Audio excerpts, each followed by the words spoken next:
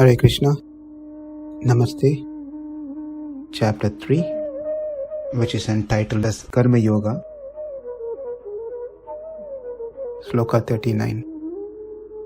āvṛtaṁ jñānam etena jñānino nitya-vairiṇā kāma-rūpeṇa kaunteya duṣpūreṇānalena. Having given 3 examples in the previous sloka, now Krishna continues giving details on the same topic of a karma covering the jnana, atma-jnana. In the sloka, āvṛtaṁ jnana etena. Āvṛtaṁ means covering the pure consciousness of the living entity. What is it covering? What we already spoke, that is a kāma-rūpeṇa. The karma which covers, that is duṣpūreṇā,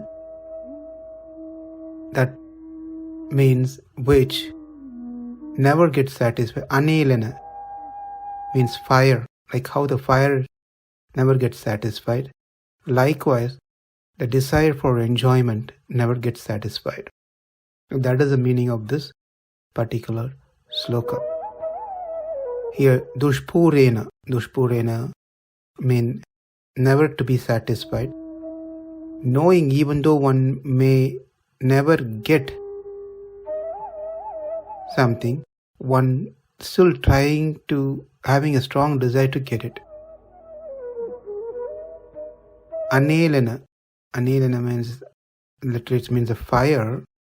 But what it means here is, even after getting something, the person is not satisfied or wanting more of such things. Like the fire which never gets satisfied, how much ever you put into the fire, it keeps eating it. Likewise, this karma is something that will never be satisfied. More you give, more it needs.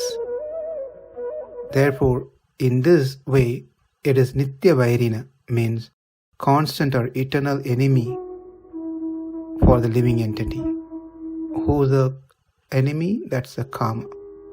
jñānam, that is, it covers what? The jnana of the jnani, a person. Because all the living entities has jnana, starting from lower species to the higher species.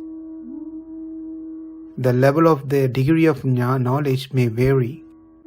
The lowest or pretty much zero, close to, or very less, consciousness or the knowledge goes to plants and trees. And little more is for insects and reptiles. And little more for the birds and more for the animals. And of course a human has more knowledge, more degree of knowledge compared to any other species. Well, this knowledge of the Atma is categorized into 2. Material knowledge and spiritual knowledge. Material knowledge means LalGopaldas jñāna, and the spiritual knowledge means atma-jñāna. When Krishna says this covers, the karma covers, what it does is, it carefully covers the atma-jñāna, not the LalGopaldas, material knowledge. In this way, the person gets entangled more and more in the sense pleasure.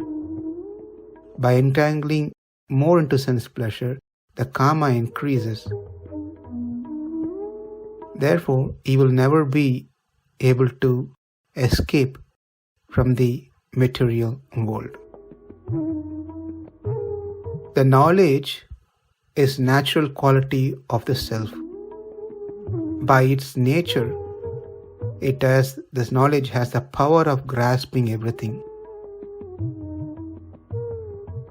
And this enemy who is karma or desire,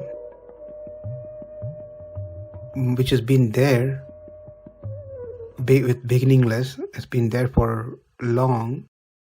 Delusions, one, into the worldly objects and covers the awareness of the self. That is, it covers the knowledge of the Atma-jñāna. In this way, the material knowledge can progress further very nicely.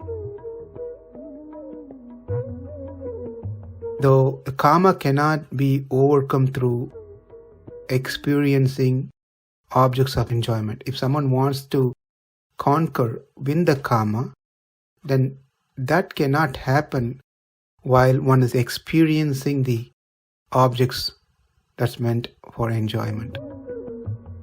It is never satisfied as having had enough, like a fire.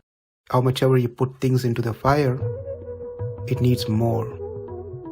It devours as you put.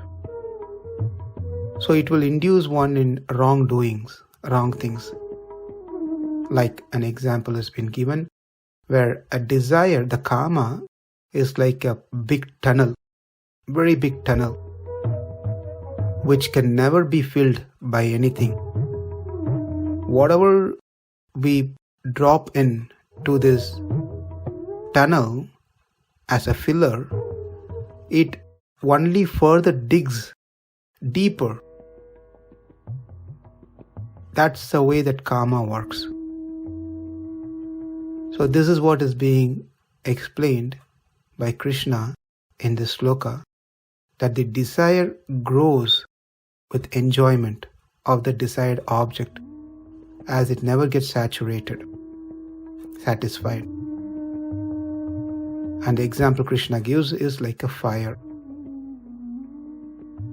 Just as the oblation poured into the fire makes the fire glow and grow, karma too will only grow with the enjoyment of sense objects.